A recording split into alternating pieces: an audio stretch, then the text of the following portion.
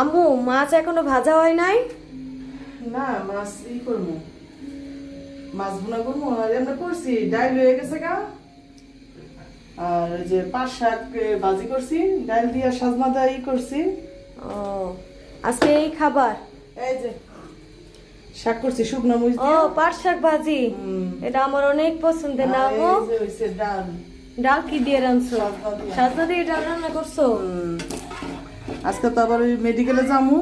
ও এই কারণে হ্যাঁ, শর্টকাট রান্না রান্না করতেছো। মাছ কি এগুলো কালকে যে আনছো?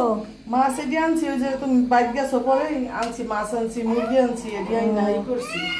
কিন্তু ওইটা কি হইব, আমি তো ধুইতে পারি নাই, ধুইয়া দিছি। এটা তুই ধুইছস? দেখি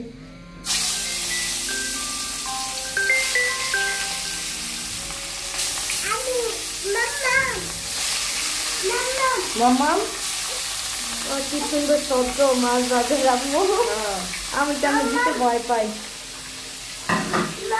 আজকে এই তাহলে খাওয়া দাওয়া না আম্মু? হ্যাঁ, আমি দেখি ডাক্তারে কি কয়, কইলে তারপর হইছে মেডিকেলে ভর্তি হওয়ার আগে